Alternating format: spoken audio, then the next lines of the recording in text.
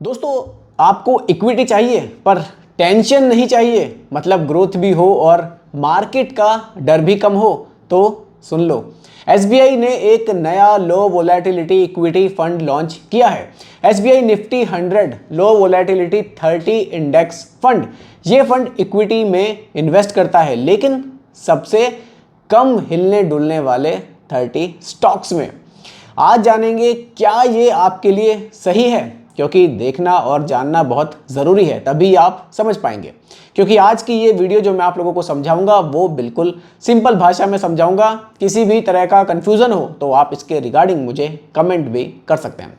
सबसे पहले हम लोग इस एनएफओ के लॉन्चिंग पर बात करते हैं। देखिए, ये एनएफओ 8 जुलाई 2025 से स्टार्ट हो चुका है और ये क्लोज हो जाएगा 22 जुलाई 2025 को।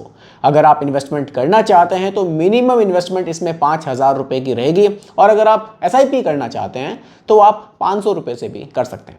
ये एक पैसिव इंडेक्स फंड है, यानी कि पैसा इक्विटी में निवेश रहेगा, सिर्फ 5% के आसपास ही ये लिक्विड या डेट में डाल सकता है। अब क्या है लो वोलेटिलिटी इंडेक्स फंड? ये फंड निफ्टी 100 लो वोलेटिलिटी 30 इंडेक्स को ट्रैक करता है, उन 30 लार्ज कैप स्टॉक्स को जिनका डेली प्राइस फ्लक्चुएशन सबसे कम है। मतलब आपका पोर्टफोलियो तेज भागना नहीं चाहता, लेकिन थोड़ा सा सेफ चलना पसंद करता है। अब ये किसके लिए है उसको भी समझना ज़रूरी है। देखिए, अगर आप कहते हो भाई मुझे इक्विटी चाहिए पर मार्केट का जो गिरावट का टेंशन रहती है ना, वो मुझे नहीं चाहिए, तो ये आपके लिए हो सकता है। आप एक कोर होल्डिंग चाहते हो जो स्टेडी रहे, तो ये फंड आपके लिए एक स्मार्ट चॉइस बन सकता है। लेकिन देखिए, सभी फंड्स के कुछ प्रॉज एंड कॉन्स भी होते हैं, उनको भी समझना ज़रूरी होता है। क्योंकि फ़ायदे नुकसान को जाने बिना तो किसी भी म्यूचुअल फंड स्कीम में निवेश करना मेरे हिसाब से ठीक नहीं है। तो पहले फ़ायदों पर बात कर लेते हैं, उसके बाद कुछ नुकसान को भी हम लोग समझेंगे। देखिए, अगर मैं प्रॉस पर बात करूँ तो लोअर वोलेटिलिटी, मार्केट गिरते टाइम आपका पोर्टफोलियो ज़्यादा गिरता नहीं है, पैसिव इंडेक्स अप्रोच है, कॉस्ट बहुत कम होती है, और एसबीआई का म्यूचुअल फंड है जिस पर ट्रस्ट लोग सबसे ज़्यादा करते हैं। तो ये तो हो गए इसके प्रॉस। अब कुछ कॉन्स भी देख लेते हैं। देखिए, कॉन्स में सबसे पहले इसकी अपसाइड लिमिटेड हो सकती है, यानी कि मार्केट रैली का शायद पूरा बेनिफिट आपको ना मिले। अब देखिए, रिस्क भी इसका हाई कैटेगरी में ही आ रहा है, क्योंकि ये एक प्योर इक्विटी म्यूचुअल फंड है। अगर शॉर्ट टर्म में मान लीजिए भारी रैली आती है तो रिटर्न्स जो है ना वो बेंचमार्क से आगे नहीं मिलेंगे, क्योंकि ये एक पैसिव म्यूचुअल फंड है, तो बेंचमार्क के आसपास के रिटर्न्स ही आपको बना कर देता है। अब देखिए, पोर्टफोलियो में आप इसको कैसे रख सकते हैं?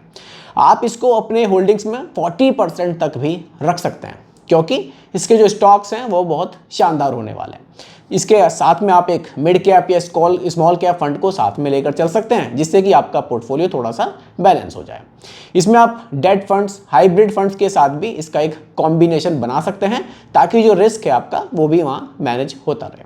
अब रिस्क की बात आई गई है तो थोड़ा सा रिस्क को भी समझते हैं। देखिए, स्टॉक सिलेक्शन यहाँ क्वार्टरली देखने को मिलेगा, यानी कि क्वार्टरली जो है वो रीबैलेंस होगा।